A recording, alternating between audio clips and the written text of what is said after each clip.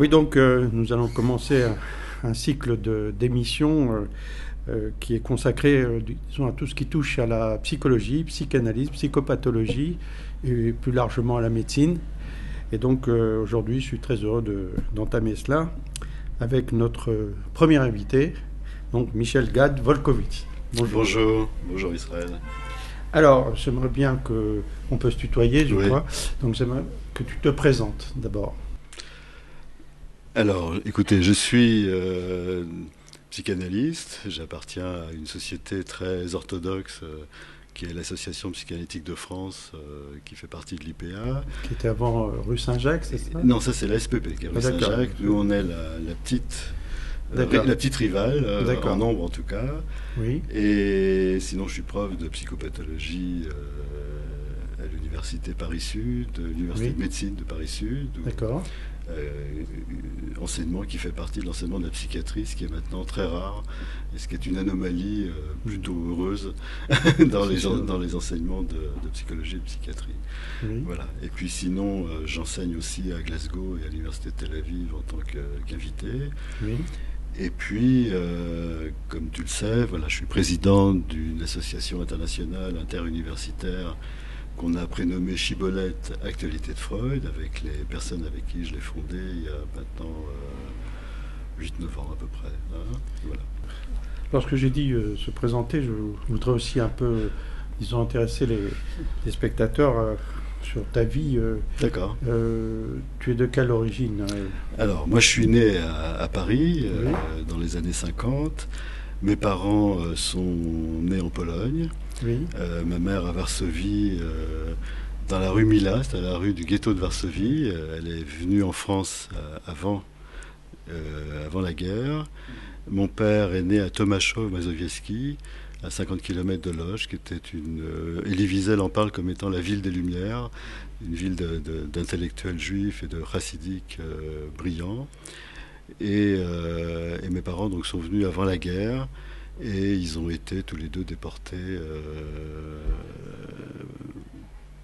comme beaucoup. Est-ce qu'ils sont revenus quand même de la déportation? Mes parents sont venus, puisque sinon je ne serais pas là. Voilà. Et oui, ils sont venus de la déportation, miraculeusement. Bien sûr qu'ils ont perdu les 9/10 de la famille. Et ils se sont connus juste avant, d'ailleurs, avant la guerre. Ils se sont retrouvés, en fait, 7 ans après, puisque mon père, avant d'être déporté, s'est engagé dans l'armée française.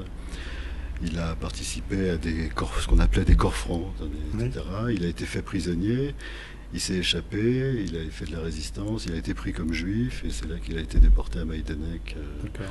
Presque retour aux sources de là où il venait. Et ta mère a été déportée à quel camp? Ma mère a été déportée à Buchenwald. Et voilà. Oui, donc c'est... Je pense que tout ce qui touche à la violence et à l'antisémitisme... Voilà. Et puis, parmi les survivants... J'ai dû grandir avec. Voilà, j'ai dû grandir avec. Alors,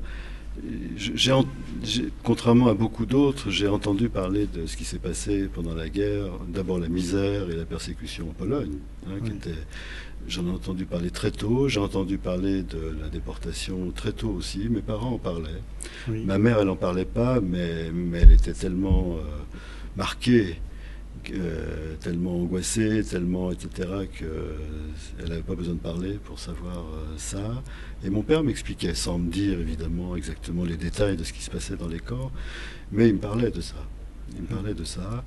Et puis l'une des seules rescapées de la famille, c'est ma grand-mère maternelle qui, elle, était cachée et qui est devenue folle après la guerre. Elle a perdu son mari, des enfants, enfin, etc., etc.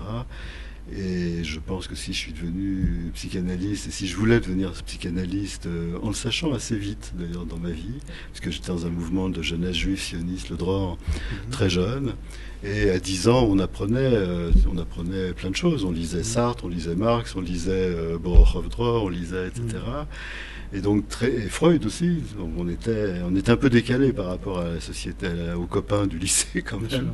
Bien qu'au lycée où j'étais à Turgot, on était quand même une bonne partie de juifs. C'était le quartier où il y avait quand même beaucoup de juifs, de commerçants, d'artisans, etc. Voilà. Et donc j'ai vu ma grand-mère hospitalisée dans un hôpital qu'on connaît bien à Paris, qui est l'hôpital Maison-Blanche, un grand hôpital psychiatrique. Elle revenait à la maison, elle repartait, elle voyait des nazis partout, donc elle fuyait parce qu'elle avait l'impression qu'ils étaient là. Donc pour moi, c'était quand même une énigme importante, probablement avec aussi des désirs de comprendre, mais aussi de soigner, mais aussi de me venger. Enfin, je crois qu'on est tous passés par ce genre de choses, quoi. Tout à fait ça. Donc, je comprends, disons bien maintenant pourquoi tu t'es intéressé à, on va en parler plus tard, à l'antisémitisme. Donc, on va revenir à tes activités. Alors, donc, tu as parlé de Chibolette. Est-ce que tu peux d'abord dire quelques mots sur le mot Chibolette? Oui. Absolument. Je peux raconter comment ça s'est formé en même temps. Hein. Tout à fait. D'abord, tu es bien placé pour le savoir. Dans les années 2000, a commencé quand même les histoires de boycott des universitaires israéliens en France. Oui. Et le premier colloque qu'on a fait à l'époque, avec Céline Masson d'ailleurs, que tu as connu aussi, oui. C'était un colloque qui s'appelait Schmattès, la mémoire par le rebut, et on l'a fait vraiment parce qu'on était déprimés. On était isolés, on était déprimés, on avait besoin de faire quelque chose. Et on s'est demandé qu'est-ce qu'on peut faire pour essayer d'aller mieux. C'est un peu ça, hein, de se rassembler, d'aller mieux, de penser. C'était notre façon d'essayer de résister comme ça. Fait, oui. Et donc on a fait ce colloque, c'était plutôt un truc d'humour pour nous. Et on a eu au fond l'étonnement et l'enthousiasme aussi de voir que ça intéressait beaucoup de gens. Beaucoup de gens avaient besoin de penser, de se rassembler, de penser à tout ça, pas seulement de penser à l'antisémitisme, mais de penser aussi à d'où on venait, de penser à notre culture, de faire un travail de culture, et des gens qui ne s'y étaient jamais intéressés. Je peux donner des noms. Je me souviens, Paul-Laurent Assoun, à l'époque, n'avait jamais parlé de quoi que ce soit, de ses origines, de judaïsme, etc. On va parler sur le silence des deux côtés. Voilà. Hein, et à ce colloque, on a parlé un petit peu de qu'est-ce que représentait le judaïsme, la culture juive, en quoi ça nous avait marqué, en quoi, etc. On l'a vu pleurer. On l'a vu pleurer, comme des réminiscences qui venaient de 3000 ans, ou en tout cas de 60 ans, etc. Bon. Donc c'était une façon de résister, et les schmatologues de la rue de Turenne sont venus autant que les psychanalystes, que les profs de philosophie de la Sorbonne. On a fait venir aussi des universitaires israéliens, puisque c'était évidemment important de le faire. Et c'est à la suite de ça que je t'ai connu d'ailleurs, puisqu'on a le colloque d'après, on l'a fait en Israël, est née l'idée comme ça qu'on fasse un entre-deux, qui est l'entre-deux du symbolique, l'entre-deux de la pensée, l'entre-deux, etc. Voilà. Et donc on a fait Panim Pnim, l'exil pointillé au visage, où tu avais participé à l'université de Bar-Ilan et au musée d'art de Tel Aviv. Et ça a eu quand même beaucoup de résonance, ces colloques, et donc on m'a poussé à formaliser quand même quelque chose à partir de ça, et donc j'ai réuni quelques copains, et pourquoi est venu Chibolette? Ça m'est venu totalement spontanément. C'est toi qui es à l'origine de... Voilà, c'est moi qui est à l'origine de l'association et aussi du mot. Et j'avoue qu'à l'époque, je n'avais pas lu ce passage de la Bible, ou en tout cas, je ne me souvenais pas. Une sorte de retour du refoulé. Moi, j'avais en tête quand même les Chibolettes freudiens, hein, les concepts qui sont des mots de passe pour Freud, qui permet entre les psychanalystes de se reconnaître comme psychanalystes, à partir du moment où ils intériorisent et ils utilisent ces concepts-là, l'inconscient, la sexualité infantile, la résistance et le rêve. Hein, voilà. Donc Chibolette est venu là. Et tu as rajouté le transfert. Et j'ai rajouté le transfert depuis, en tout cas dans ma pratique et dans ma pensée. Et actualité de pourquoi. Alors, et puis c'est aussi présent chez un poète qui nous est cher, en tout cas à moi, qui est Paul Celan. Hein. Donc Chibolette, il y avait le livre des juges, hein, le mot de passe qu'on connaît. Chez Freud et chez Paul Celan, voilà, c'était pour moi la culture d'ailleurs, la littérature, la poésie, l'histoire à travers Paul Celan, la psychanalyse et la pensée juive et l'origine. Voilà. Donc je trouve que Chibolette était un mot, beaucoup de gens étaient étonnés, ne comprenaient pas, ils disaient mais comment vous avez coupé la gorge? Et je dis pourquoi pas, si on le fait joyeusement, pourquoi pas? Ceux qui avaient le mauvais accent.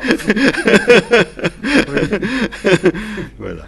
Alors, quelle est la prochaine activité de Chibolette justement? Alors là, donc Chibolette est une association française, les associations doivent être inscrites dans leur pays d'origine. Et donc le but de Chibolette en France, c'était d'aborder avec, à partir de filiations de pensée différentes, à partir de champs de disciplines différents, des problématiques qui nous est communes à tous, que ce soit en psychanalyse, en droit, en philosophie, en littérature, en art, enfin tout ce qu'on veut, des problématiques humaines, des problématiques sociétales, civilisationnelles, etc. Donc on a fait des colloques en France, en Israël, des séminaires, des publications. On a une collection Chibolette Actualité de Freud qui publie les colloques et les séminaires, et puis d'autres choses aussi, et qui marche bien, étonnamment marche bien, parce qu'il y a une public assez large. Et donc j'ai créé avec des amis israéliens Chibolette Eretz Israël, qui s'appelle la traduction hébraïque, c'est l'Institut là aussi interuniversitaire Chibolette Présence de Freud. C'est pas Actualité de Freud, c'est Présence de Freud parce que c'était compliqué à traduire en anglais et en hébreu. Alors pourquoi Actualité de Freud ou Présence de Freud? Pas parce que c'est que de la psychanalyse, mais parce que pour moi, Freud est quand même une référence éthique quant à la méthode de travail, quant à la méthode de réflexion et quant au but scientifique de ça. Voilà, pour moi c'est important. Voilà. Et donc la prochaine activité, c'était... Alors la prochaine activité en France, c'est un grand forum qui va se dérouler le 14 septembre à l'espace Rachi à partir de l'affaire Halimi. L'affaire, je ne sais pas, c'est pas un bon mot, mais en tout cas, je l'ai appelée psychopathologie d'un meurtre, anatomie d'un silence, un syndrome contemporain, parce que je pense qu'il faut le penser en termes de syndrome contemporain et qu'il faut le penser ensemble, parce que je pense, je pense qu'on va en parler en Israël aussi, parce que j'ai l'impression que beaucoup d'Israéliens et beaucoup d'amis proches, y compris les psychanalystes, ne comprennent pas bien les fondements de l'antisémitisme. Je suis un peu pas modeste en disant ça, mais je pense qu'on ne vit pas les choses de la même façon, on ne nomme pas l'adversaire de la même façon. Les Israéliens, il y a une élite israélienne aussi qui est un peu en miroir de l'élite parisienne, qui est dans son monde, hein, qui est dans son humanisme, qui est dans sa recherche de pureté intellectuelle, etc., comme en France. Hein. Et je pense que c'est compliqué. Il y a l'histoire aussi, il y a la culture, qui fait que je pense que ce sera intéressant de reprendre la question de l'antisémitisme en France aussi. Voilà. Intéressant parce que justement, moi je suis ici depuis 33 ans. Voilà. Et tu es spécialiste de ça en plus. Donc, oui, c'est une spécialité malheureusement. Voilà. mais justement, cette mentalité israélienne, j'y suis confronté sans arrêt. Et je me rappelle que j'avais amené un psychiatre en France pour un colloque. Et il m'a dit, mais il n'y a pas d'antisémitisme ici. J'ai vu passer des gens avec des kippas sur la tête, et personne ne leur a donné des coups de bâton. Alors, évidemment, c'était un peu simpliste, mais de la part d'un psychiatre, ça m'a quand même soufflé. Donc, ça veut dire qu'ils ont beaucoup de mal à appréhender l'antisémitisme en Europe, particulièrement en France. Absolument. Et deuxièmement, le problème, c'est que ça vient de l'histoire de l'État d'Israël. C'est-à-dire que les premiers sionistes ont voulu chasser de la tête des petits sabrats, disons, la peur de l'antisémitisme. C'est pour ça que pour eux, c'est un peu folklorique. Tout à fait. Donc, c'est très intéressant de parler de l'affaire Halimi, et justement, j'aimerais que tu reviennes sur cette histoire de silence. Ouais. Alors, comment tu abordes cela ? Écoute, d'abord, je crois qu'il faut quand même parler du meurtre, parce que tu parlais des psychiatres, et moi j'ai eu, évidemment, parmi mes amis et mes collègues, beaucoup de discussions ces derniers temps sur la question de la psychiatrisation quand même de cette affaire. Hein. Tout de suite, hein, sans attendre la moindre enquête, sans attendre la moindre expertise par un psychiatre, qui va se dérouler là par un copain, mais je ne sais pas ce qu'il va en déduire d'ailleurs, Daniel Zaguri. Daniel Zaguri, je le connais aussi. Tu connais aussi, voilà, que j'aimerais bien faire venir en Israël d'ailleurs à propos des figures du mal. Tu me parlais de l'actualité, on va faire ce colloque sur les figures du mal. On va faire un colloque ensemble à Toulon. Ah d'accord, oui, voilà. Bon, et beaucoup de psychiatres, juifs, non-juifs, beaucoup de non-juifs aussi, effectivement, comprennent tout à fait qu'on l'a mis tout de suite en psychiatrie, que forcément c'est l'acte d'un fou, etc., etc. Ce que je ne le nie pas, d'abord je ne le connais pas, donc il faut attendre l'expertise. D'abord, qu'est-ce que c'est que d'être fou, je ne sais pas, mais en tout cas, bon, mais peu importe. Mais c'est comme si les psychiatres avaient oublié le b.a.-ba de ce qu'ils, normalement, ont dû apprendre, c'est-à-dire ce que c'est que la psychologie de masse, ce que c'est la psychologie de foule, ce que c'est que la contagion, ce que c'est que, etc., etc. Hein. Et ça, je veux dire, ça pose des questions sur bien sûr sur le meurtre lui-même, sur la nature du mal, mais ça pose aussi la question sur la formation, la formation des psychiatres et probablement d'autres, des juges aussi, parce que je pense qu'il y a aussi quelque chose de très particulier, à la fois qui est très marqué par l'idéologie, et d'ailleurs on le voit aussi même dans le mouvement psychanalytique, tous les courants qui se battent entre eux sont souvent des choses qui sont liées pas seulement à la formation des analystes, mais aussi à des courants idéologiques très clairs. On voit les positions de Jacques-Alain Miller ou de Gérard Miller ces derniers temps qui sont clairement idéologiques, qui n'ont plus rien à voir avec les psychanalystes, tout en se présentant comme psychanalystes, comme carte de visite pour pouvoir parler de tout et analyser tout. C'est très extraordinaire. J'ai écrit à des amis psychiatres en France et je leur ai dit en ce moment donc la psychiatrie entre guillemets je les mets entre guillemets, est utilisée pour caractériser la pathologie d'un terroriste. Et j'ai dit, vous n'avez pas peur que ça se passe comme en URSS? Absolument. Où les psychiatres étaient utilisés contre les dissidents. Ils ont protesté, tu as raison, c'est intéressant, parce que les mêmes psychiatres ont protesté contre la psychiatrisation politique en Russie, et là, ils rentrent dedans, alors avec la plus grande innocence apparente qui soit. Alors comment tu expliques ça, Gérard? Je pense que, d'une part, il y a vraiment une incompétence. Il y a vraiment une incompétence. Moi, je le vois en tant que professeur de psychiatrie et de psychopathologie. Je crois il y a une indigence dans la formation, dans l'enseignement, qui est quand même assez extraordinaire. Les gens n'ont pas lu simplement Freud. Je ne dis pas qu'il faut lire que Freud, mais déjà Freud, quand il parle de la psychologie collective. Et je crois que c'est très intéressant par rapport, quand même, on touche à la question de l'antisémitisme là, puisque si on a le temps et qu'on revient à Freud, il faut revenir sur l'homme Moïse et le monothéisme, où il parle quand même là très clairement de ce qu'est l'antisémitisme à partir de la réaction au caractère juif, à la construction psychologique des juifs. Il parle déjà de l'antisémitisme chrétien très clairement, d'où il vient. Il parle déjà de l'antisémitisme de l'islam très clairement, à partir de leurs modalités différentes de transmission, de leurs modalités différentes d'identification, la façon dont ils considèrent différemment effectivement leur rapport à l'origine, etc. Donc je crois que c'est très intéressant. Et qu'est-ce qu'il dit quand même là-dedans, comme dans psychologie collective, c'est qu'au fond, l'individu perd, tout individu, qu'il soit fou ou pas fou, perd son individualité dans la foule, et que l'islam particulièrement, d'ailleurs le revendique, la foule arabe particulièrement, la Oumma, a un fonctionnement de foule qui est lié, encore une fois on y reviendra métapsychologiquement si on a le temps, sur la formation même, sur les fondations même de l'islam et les modalités de transmission à la fois d'une génération à l'autre et à la fois du savoir, du corpus. Et donc qu'un individu qui soit déséquilibré ou pas s'identifie, c'est-à-dire dans ce cadre-là incorpore ce qu'il reçoit, ce qui lui a été transmis, ce qu'il a entendu, et non pas l'intériorise comme quelque chose qu'il peut penser, qu'il peut conflictualiser, mais l'incorpore comme un objet, et le transforme, mais l'incorpore comme un objet total et un objet de croyance qui n'est pas du tout un objet métaphorique, puisque le Coran n'est pas un texte métaphorique, en tout cas il n'est pas utilisé comme ça, que les imams qui l'entendent toute la journée, que les Al Jazeera qui l'entendent toute la journée ne sont évidemment pas des discours métaphoriques, et que quelqu'un qui fasse partie de la foule agit à ce moment-là quelque chose qu'il n'a pas pu métaboliser, c'est le b.a.-ba quand même de la psychiatrie et de la psychanalyse. Donc qu'il soit responsable ou pas, je n'en sais rien.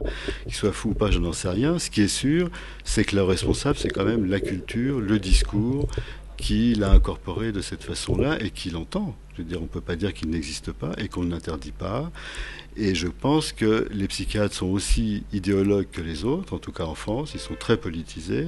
Je pense qu'ils ont avant tout le souci de ne pas toucher à l'islam, de ne pas toucher pas seulement aux islamistes, quand on parle d'islamisme, parce qu'on parle de terrorisme, on dit très peu souvent terrorisme islamiste. Les seuls qui l'ont dit, c'est Manuel Valls, comme politique, il l'a payé cher, à mon avis, il l'a payé cher. Macron, depuis son discours sur le Veldiv, bien qu'il n'a pas parlé d'islamisme, mais il a parlé de terrorisme, il a parlé de l'affaire Sarah Halimi, a quand même baissé. Je ne dis pas qu'il a baissé à cause de ça. Je ne peux pas m'empêcher, moi, d'y penser quand même. Parce, etc., etc. Voilà. Le canard enchaîné, dernièrement, qui a osé dire les choses. Voilà. Ou les dessiner, plutôt. Et les dessiner, absolument. Absolument, Charlie Hebdo. Donc, il y a une raison idéologique qui est ne pas toucher à l'islam, derrière l'islamisme, qu'on ne nomme pas non plus, parce que derrière, on pourrait faire un lien au fond. Parce que c'est aussi notre travail de psychanalyste. Freud disait, la psychologie individuelle est d'abord une psychologie sociale, on peut entendre par collective, et je crois que notre travail, c'est d'essayer de faire remonter, un peu comme on le fait, on a osé le faire avec le nazisme, pourquoi on n'oserait pas le faire à l'islamisme, je veux dire, de voir comment une culture, à un certain moment,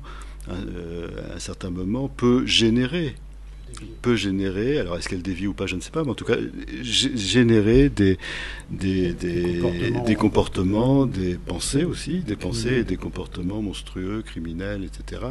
Je crois que c'est notre travail, c'est notre responsabilité, et je pense que c'est quelque chose qu'on n'ose manifestement pas faire, qu'on ne peut pas faire. La question que je voulais te poser, comment tu expliques cette résistance, entre guillemets, de la part des professionnels, on parle des psychiatres, psychanalystes, même psychologues, pourquoi est-ce qu'ils résistent autant? Tu as parlé d'idéologie, mais souvent on dit qu'il y a un risque de guerre civile, etc.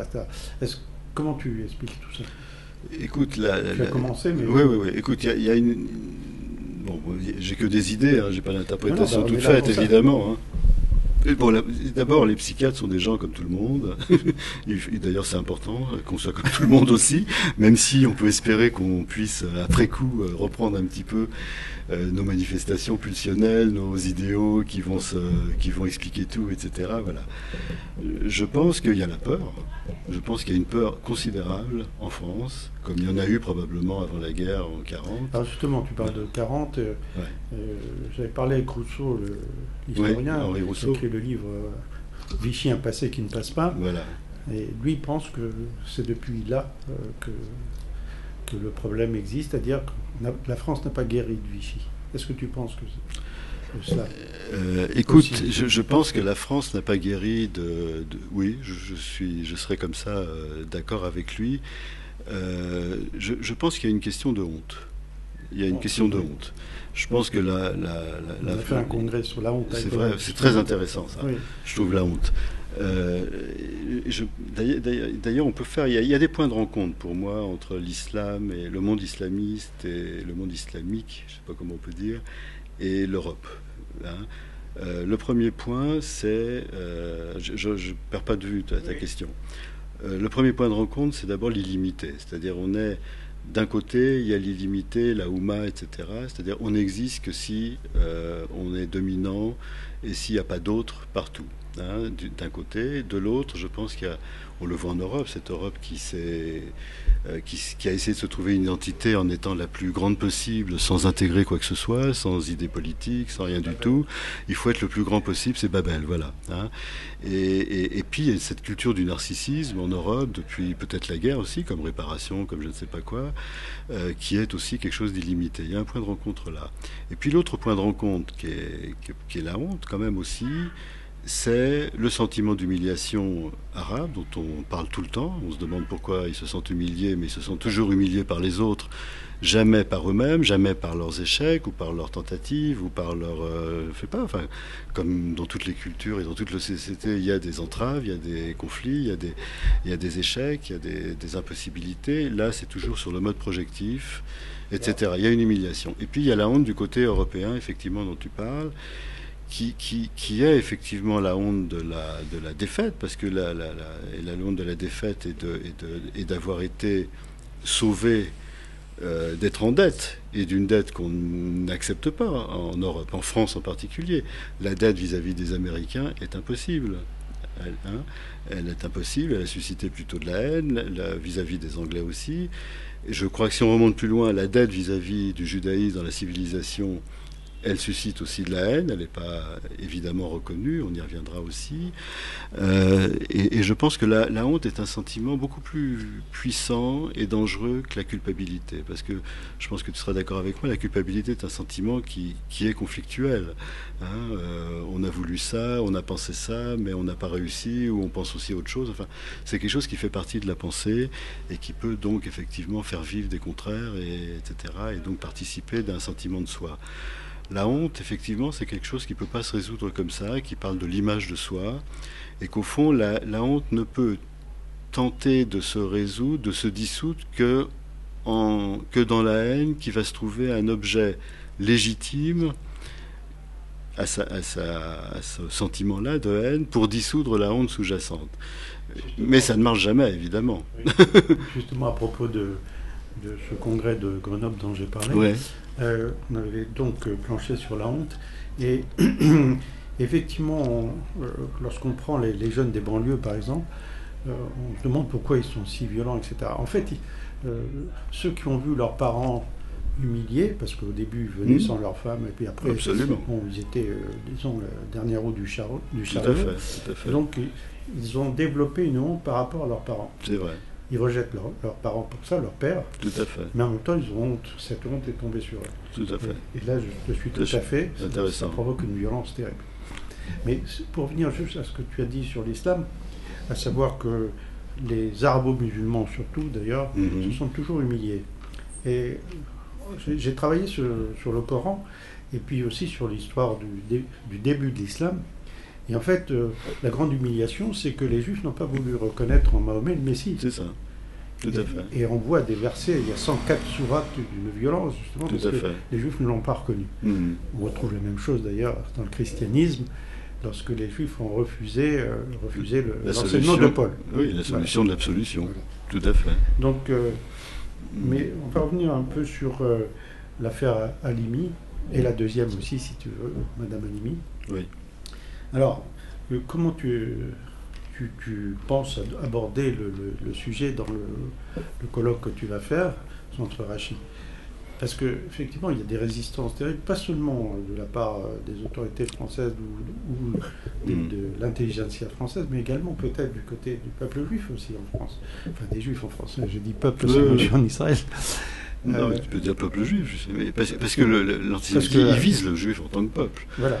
Hein, on peut accepter des juifs comme ça, des gentils juifs, sans problème, mais le juif en tant que peuple est insupportable. Ah non, et je crois que c'est important, cette histoire. Ah ben, c'est tout à fait important, puisque... Alors la question de l'affaire Halimi, d'abord, comme on le disait, le meurtre est antisémite par nature. Je dirais d'ailleurs tout meurtre est peut-être antisémite, même quand ça ne concerne pas des juifs. Hein. C'est-à-dire que c'est une attaque du symbolique, et je pense que le peuple juif représente, à tort ou à raison, je ne dis pas que tous les juifs ont un rapport avec le symbolique qui peut paraître intégré, etc. Mais en tout cas, il y a quelque chose qui s'est créé de l'ordre du symbolique avec la civilisation juive et dans la fondation même du peuple juif, autour d'une loi. Et on parlait de l'identification tout à l'heure, dans une identification particulière qui est sous la forme d'une intériorisation. C'est-à-dire, là tu parlais tout à l'heure de ne pas reconnaître, les Juifs n'ont pas reconnu le Christ comme Messie ou Mahomet comme le prophète suprême, comme Messie. Effectivement, cette notion, chez nous, le Messie, il existe, mais il existe, c'est une métaphore, on l'attend toujours. S'il venait, évidemment, ce serait la catastrophe. D'ailleurs, ça a été, quand il y en a un qui s'est fait passer pour le Messie et qu'on y a cru, ça a été assez la catastrophe. Tout à l'heure des 2000 ans, absolument, voilà. Hein, c'est-à-dire que l'intériorisation, au fond, il y a un livre tout à fait formidable de mon ami Bruno Carcenti qui s'appelle, je ne sais plus d'ailleurs, L'idée de peuple, hein, où il montre bien qu'au fond, les Juifs se sont rassemblés autour d'une loi et autour de l'intériorisation du meilleur de leur fils, on pourrait dire, Moïse, sous la forme d'une idée. C'est-à-dire que Moïse n'est pas incorporé comme un fétiche, comme un dieu, c'est un humain, d'ailleurs il est faillible, hein, comme tous les prophètes juifs, d'ailleurs quand on lit la Bible, ils sont tous faillibles. Il n'est pas rentré à Canaan, il bégayait, il s'est trompé à certains moments, il s'est mis en colère aussi, etc., etc. Voilà, donc il a intériorisé sous la forme d'une idée, c'est-à-dire l'idée c'est la loi et c'est les commandements. Et donc on n'est pas dans un rapport idolâtre, et dans un rapport, où l'homme peut, tout en étant soumis éventuellement à une divinité, peut se prendre à certains moments pour une expression, une manifestation de cette divinité.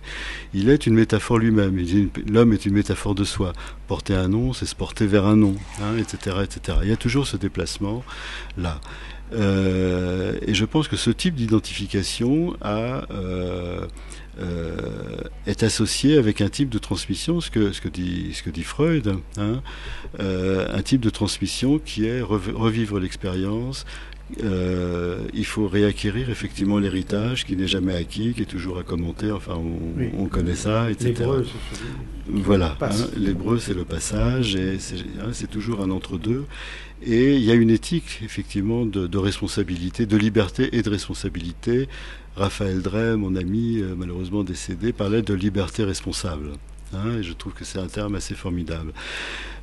Une liberté responsable qui s'accompagne du renoncement de la satisfaction pulsionnelle, une dénaturalisation de Dieu, une dématérialisation de l'homme auquel il s'identifie Moïse, etc., etc. Et donc dont se dégage, et là tu parlais tout à l'heure des jeunes beurs, enfin ça fait quand même 2 générations. Là, on parle des beurs du 93 comme si leurs parents venaient d'arriver et avaient été persécutés. C'est vrai qu'ils ont été exploités, c'est vrai qu'ils ont une vie difficile, ils ont été méprisés, etc. C'est vrai.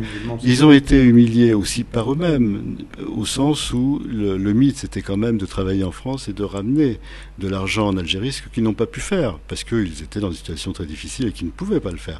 Mais je pense que ça a créé aussi cette humiliation de par l'attente qu'on attendait du père. Et cette disqualification du père dans le monde musulman, elle est terrible. Mais elle est terrible pas seulement de par la situation des pères algériens ou marocains ou tunisiens en France quand ils travaillaient ici avant que leur famille vienne, mais je crois dans la culture même. Hein. Par rapport donc ce qui se passe en France à l'heure actuelle, donc on parlait du prochain colloque que tu vas animer, donc.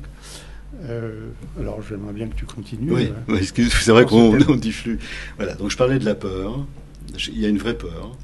Oui. Qui est masquée par les bons sentiments, le vivre ensemble, etc. Comme s'il y avait quelque chose de conjuratoire. Les fleurs, les nounours, comme si on allait soigner les terroristes. On allait faire des psychothérapies avec des nounours. Enfin, c'est pitoyable, quoi. C'est pitoyable. On a évidemment beaucoup d'empathie pour les victimes et les familles des victimes. Mais c'est vrai que les réactions sont absolument pitoyables, malheureusement, et encouragées par les institutions et les médias. Voilà, donc il y a la peur qui est très importante et on la cache derrière des postures effectivement d'amour, etc. La lâcheté, et je pense que tu parlais de la honte depuis Vichy, etc. Je pense que ça compte. Il y a probablement au-delà de la lâcheté, il y a quand même ce traumatisme dont moi en tout cas j'ai peu entendu parler malheureusement, et j'en prends conscience depuis pas trop longtemps. Il y a la guerre de 14 a été quand même un truc en France. C'est ce que disait Giscard d'Estaing, voilà. Il disait que les vrais hommes étaient tous tombés à la guerre 14-18. Ouais. Et je pense que le pacifisme, par exemple, le mouvement pacifique après la Grande Guerre et avant 1939, pour des gens honnêtes, je ne parle pas des antisémites et tout, a été quand même aussi une sorte d'espoir, d'utopie après la Grande Guerre, qui a vu quand même, comme tu dis, des milliers d'hommes ne parvenir, des millions d'hommes ne parvenir. C'est le premier massacre en masse, la première boucherie. Et puis ceux qui sont venus étaient totalement disqualifiés, blessés, cassés, etc., etc. Je pense que ça a joué beaucoup dans. Tout à fait. Et puis il y a quelque chose qui nous intéresse peut-être davantage, nous qui réfléchissons sur l'antisémitisme, sur la pathologie antisémite. On parlait de point de rencontre tout à l'heure, c'est la théorie de la substitution. C'est-à-dire que... Moi, je parle d'usurpation. Toi, tu parles d'usurpation, oui. Alors, mais l'un va avec l'autre. Il y a la théorie de la substitution parce qu'il y a usurpation et usurpation projective aussi. Tout à fait. C'est ça. C'est-à-dire que je pense que D'ailleurs, c'est surtout dans les mouvements de gauche qu'on retrouve les thèmes pauliniens, les thèmes chrétiens pauliniens. Et comment tu expliques ça, justement? Que ce soit parmi ceux qui sont plus à gauche, Moi, je pense que Paul est assez sévère, quand même. oui, il est assez sévère. Surtout avec les femmes, oui, tu as raison. Mais l'ultra-gauche en France est aussi très sévère avec les femmes, contrairement à ce que les femmes pensent. Parce que l'annulation de la différence des sexes, qui est quand même liée, la théorie du genre, c'est très sévère. C'est l'élimination du féminin, quand même. C'est une grande violence. C'est l'élimination du féminin, c'est l'élimination etc. Donc c'est d'une grande violence. Et je pense qu'il y a dans l'histoire de la philosophie et de l'antisémitisme, il y a toujours un lien entre la haine du féminin et l'antisémitisme. On le connaît chez Weininger, on le connaît, etc. Georges Arthur Goldschmidt en parle très bien. J'ai travaillé en Espagne aussi.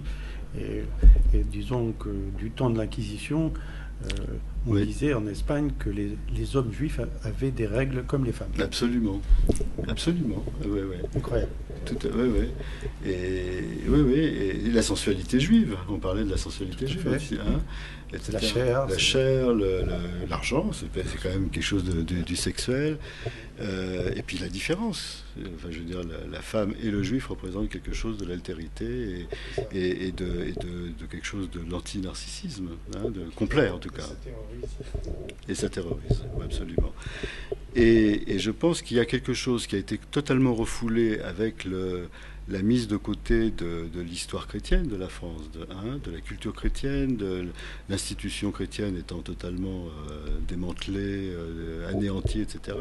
Je pense qu'il y a eu un retour du refoulé, d'autant plus puissant qu'il est nié, évidemment, dans le milieu de la gauche, d'autant plus violent qu'il est aussi l'objet d'une ambivalence et d'une haine chronique en France, la haine du clergé, etc., mais qui s'est reconstitué autour de thèmes semblables. Et je pense que l'un des points de rencontre quand même entre l'ultra-gauche et le monde arabo-musulman, et en particulier autour de la question palestinienne, puisque ça s'est fixé comme ça autour de ça, et pas par hasard. L'enfant palestinien, c'est toujours un jeune palestinien, c'est toujours l'enfant palestinien. Oui, toujours c'est marrant. Même dans les banlieues, c'est toujours des jeunes. Il y a quelque chose quand même d'un retour du fantasme de substitution et de la disparition du juif qui représente quelque chose que moi j'appelle le trésor du symbolique, comme si le juif était assis sur le trésor du symbolique de par tout ce qui tourne autour des représentations d'élections, en oubliant évidemment ce que c'est que l'élection dans le judaïsme. L'élection, c'est pas être élu par Dieu, c'est au contraire être élu pour quelque chose. C'est être élu pour quelque chose. Comme un élu. Voilà, et que c'est une alliance, c'est pas une élection, c'est une alliance réciproque qui coûte, puisque la circoncision, c'est aussi la perte du tout pouvoir. Le père abandonne son pouvoir de père de la horde, et c'est comme ça que le père symbolique se disjoint du père réel, et qui a une figure paternelle qui va se sortir comme un surmoi intériorisé, un étranger, pas du tout quelqu'un qui possède ni toutes les femmes ni tous les enfants comme Jupiter qui peut les bouffer. Donc voilà. Et l'élection, c'est avant tout la décision d'une élévation intellectuelle pour les raisons dont on a parlé, c'est-à-dire la dématérialisation, la dématérialisation, etc. Donc le choix de l'élévation contre le choix de l'absolution. Assumer l'ambivalence, assumer la culpabilité qui participe du processus de pensée.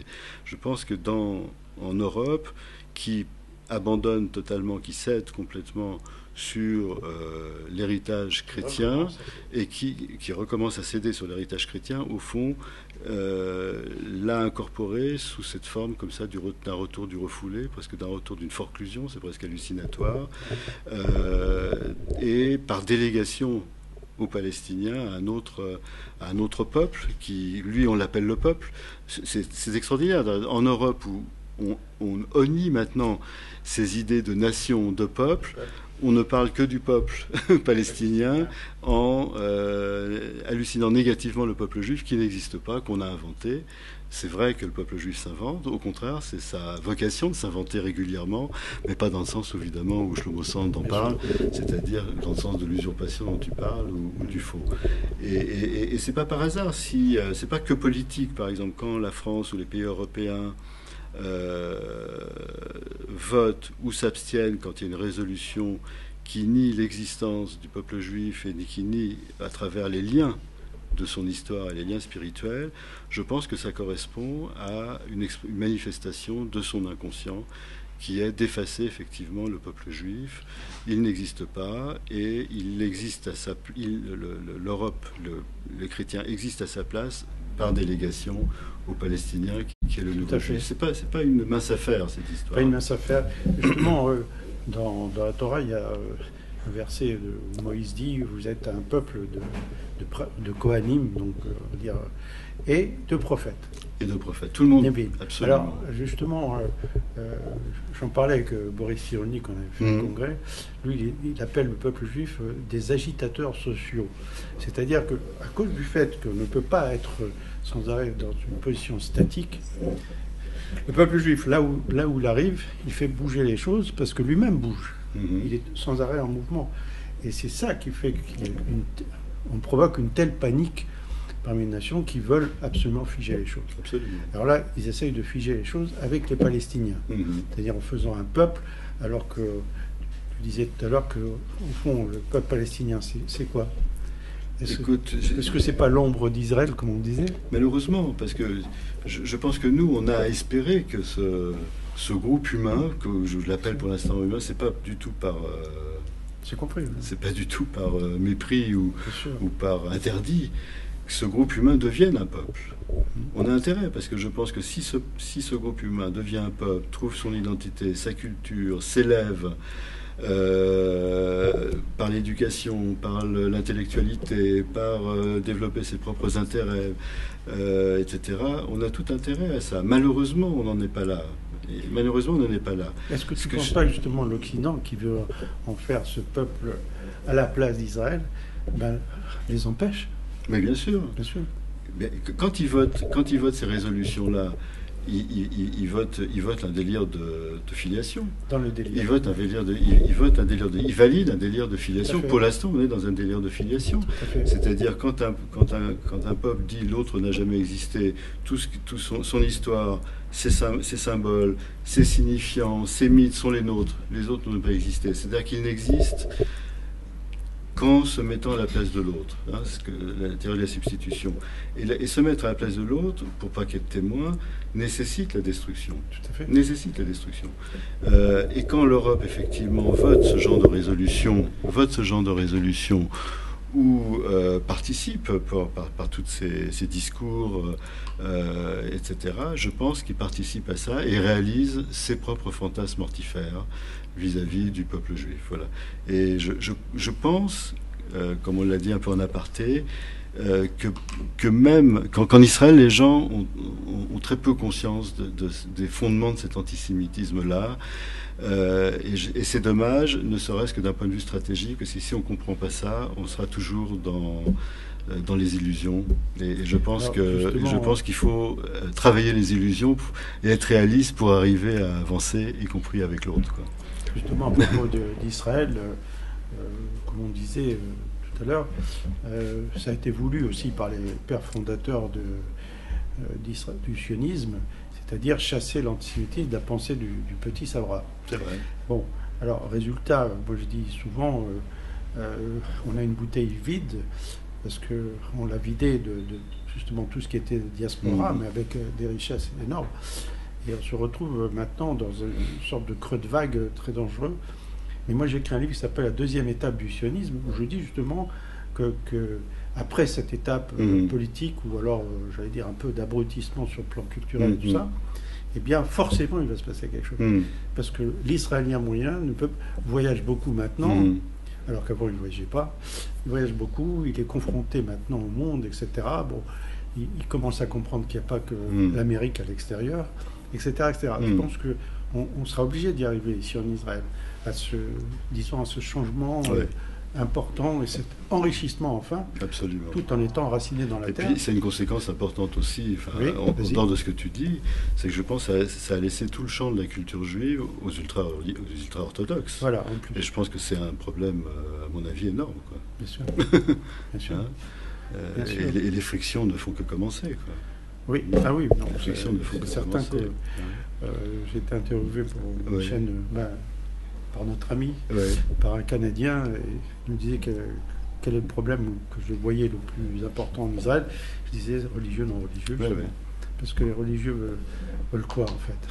Ils veulent qu'on retourne comme les Arabes avec l'islam du Moyen-Âge. Et puis ils estiment que c'est eux seuls qui détiennent la panacée de la culture juive. Ils ont déjà pris un bon coup avec le sionisme politique, parce qu'ils pensaient qu'Herzl était un faux prophète comme les autres. Mais lui, il s'en foutait. Il voyait que les choses politiquement. Absolument. Voilà. Donc on a quand même de l'espoir. C'est un changement positif quand même. Mais pour revenir à ça, cette résistance à ce qu'amène le juif dans une société non juive, je pense que c'est pas facile du tout. Comment tu t'en sors? Parce que tu es là-bas confronté par ton travail, par tes collègues, par tout ça. Enfin, je veux dire, comment tu t'en sors? Écoute, même par tes patients, par exemple. Oui. Écoute, je ne sais pas si je m'en sors. En tout cas, on survit. Écoute, ce qu'on fait avec Shibboleth, c'est-à-dire on parle souvent d'antisémitisme, on parle souvent d'antisionisme, on parle souvent des idéologies totalitaires en général d'ailleurs, etc. Mais aussi on aborde beaucoup d'autres choses. La question de la femme, la question du père, par exemple. Je voudrais faire d'ailleurs en Israël un séminaire sur l'invention du père. Et je pense que ça attire quand même des gens. Des non-juifs, tu veux dire. Et des non-juifs. Oui. Ça attire des non-juifs. Et je pense que ça les amène à aborder les choses à partir du moment où on n'est pas avec notre étiquette de pensée juive, mais la pensée juive est présente puisque c'est ce qu'on est et ça nous infiltre aussi, y compris dans notre travail psychanalytique. On ne vient pas de nulle part. Quand on est psychanalyste, on l'a dit tout à l'heure, je pense que ça les sensibilise à une forme de pensée, à un certain rapport au monde, à un certain rapport à l'être. Parce que dans cette histoire, on parlait de trésor symbolique tout à l'heure, c'est-à-dire pour le meurtrier, là, comme Mera, comme le gang des barbares, quand ils ont enlevé, torturé, assassiné Ilan, qui venait pourtant, on le sait, d'une famille tout à fait modeste, etc. Pour eux, il était détenteur de tout. Le juif possède tout, par définition. Au-delà de l'argent, évidemment. Il possède ce que, encore une fois, j'appelle le trésor du symbolique. Mais ce symbolique, c'est justement c'est toujours un entre-deux. C'est jamais quelque chose de plein, au contraire. Mais pour les antisémites, le juif a une plénitude d'être qu'il ne peut pas penser en termes d'être, il ne peut penser qu'en termes d'avoir. On est dans la métonymie et ce n'est pas sans rapport avec ce qu'on disait tout à l'heure de la question de l'identification. Le peuple juif s'est fondé sur une identification par intériorisation, donc une dématérialisation, une désidolâtrie, etc. Alors que dans la transmission chrétienne, c'est une identification par incorporation. D'ailleurs, ça a amené ce truc fou du concile de Latran en l'an 1000 ou je ne sais pas quoi, où il y a quelque chose là de vraiment psychotique, c'est-à-dire où on a édicté un dogme qui était, et il fallait y croire sinon on était brûlé sur le bûcher, que le vin était vraiment le sang du Christ. C'est ça. Et que le pain était vraiment, etc. Bon, c'est-à-dire qu'on est dans un truc psychotique. Tout à fait. C'est-à-dire qu'il y a des peuples qui peuvent délirer à certains moments, quand même, des civilisations qui délirent. Je crois qu'il faut même été des cannibales à cause de ça. Absolument, absolument.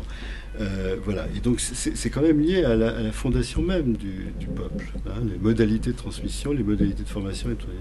Voilà. Donc le juif aurait la plénitude de l'être et pour combler son identité mortifiée, pour combler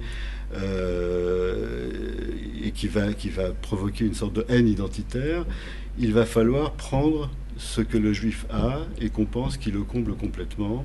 Et donc la seule chose qu'on peut imaginer dans ces cas-là quand on est dans la métonymie et dans la psychose collective, ce qui ne veut pas dire la psychose individuelle des gens qui composent le truc, c'est de lui prendre ce qu'il a, etc. Et donc on est dans l'envie, effectivement, dans une envie archaïque, hein, et dans quelque chose qui va provoquer la honte, et qui va provoquer la substitution, et qui va provoquer la destruction, etc. C'est intéressant ce que tu dis, parce que quand les Romains sont rentrés dans le temple en 70, ils ont été complètement ébahis, étonnés, parce qu'il n'y avait rien, juste les rouleaux de la loi. Absolument. Mais on retrouve ça chez les nazis. Tu sais, le film de Spielberg, le film de Spielberg, Les Aventures de l'Arche perdue. Les nazis cherchent l'Arche perdue, ils pensent qu'ils vont trouver le trésor de lettres, celui qui va les rendre tout puissants pour les 1000 ans qu'ils avaient à habiter. Et ils voient juste une petite vapeur et ils ne comprennent pas. C'est exactement ce que tu dis sur les Romains. Déjà avec Moïse dans la Torah, lorsqu'il est face à cet arbre qui se consume sans se consumer, qu'est-ce qu'il entend? Lui, il s'attendait à avoir des statues comme en Égypte, des bouts de bois, quelque chose. Et puis il entend juste « je suis ». C'est incroyable, c'est un progrès pour l'humanité extraordinaire. Absolument, c'est l'être. C'est l'être. Et c'est ce symbolisme énorme. Absolument. Non. Ouais. Et l'être qui est toujours une construction, comme l'identité, etc. Ce qui est insupportable pour les antisémites avec la quête du narcissisme absolu et de la jouissance absolue. Hein. Donc on n'en a pas fini. Freud était quand même très pessimiste sur... Alors est-ce que les antisémites ont raison en pensant, comme Badiou quand même, la dissolution du nom juif? Parce que c'est ça quand même la question. Hein. Le fait qu'on dise en France, il n'y a pas d'acte antisémite, ça veut dire il n'y a pas de juifs. Il ne faut pas se tromper. On est dans l'hallucination, il n'y a plus de juifs. En même temps, on ne veut pas qu'ils viennent en Israël. Parce que oui, bien sûr. C'est le paradoxe, c'est l'impasse antisémite. De l'école de Toulouse. Oui. Parce qu'il y a des enfants qui ont immigré ici, qui ont vécu l'attentat, et je les suis tout ça. D'accord. Et je suis d'ailleurs aussi en contact avec le Rav Monsonego, qui a perdu sa petite fille, etc. Et justement... j'ai été invité lorsqu'il a reçu la Légion d'honneur de la part de M. Valls. Et tout le discours de Valls, c'était très bien, ça je dois reconnaître. C'est quelqu'un qui aime vraiment, à mon avis, les Juifs. Il n'est pas contre. Mais tout son discours, c'était « ne partez pas ». Alors, bon, c'est bien, il lui met la Légion d'honneur, tout ça. Mais en même temps, il vient de perdre sa petite fille par... Alors on dit un fou, mais c'était pas un fou. Je ne suis pas d'accord avec ça. Bien sûr. Donc, c'est ça aussi, par rapport à la communauté juive en France, c'est pas évident du tout, parce qu'on veut les retenir, et en même temps, eh bien, on les nie. Alors, oui, mais alors, qu'est-ce qu'ils vont faire? Si les antisémites n'ont plus de juifs, qu'ils vont trouver? Parce qu'il leur faut un objet, un objet projectif. En Pologne, ils ont même un orchestre qui chante en yiddish, ils sont pas... ils ont fait ça, à Cracovie, effectivement. Il y a des théâtres juifs sans juifs. Absolument, Il faut le garder. Voilà. il faut garder l'objet émissaire, l'objet de haine. C'est ça. Parce que c'est absolument. Absolument. Bien, je crois qu'on a commencé à faire un tour, cela. J'espère qu'on pourra continuer parce que, évidemment, comme on disait au début, l'antisémitisme, c'est pas fini. C'est pas fini. Pas du tout. Mais au moins, ça nous donne un matériel pour travailler pendant longtemps. Eh bien, à bientôt, donc. Merci Israël. Lors des congrès. Merci beaucoup. Merci Michel Gad.